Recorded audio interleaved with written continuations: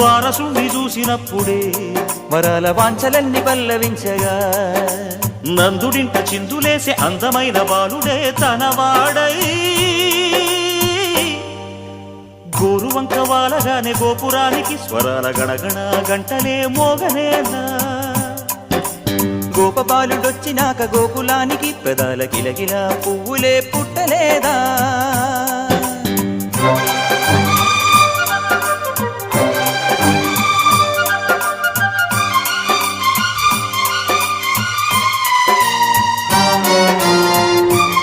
అనుభవంతో చెప్పండి. డబ్బు లేకుంటే మనిషి బ్రతుకు,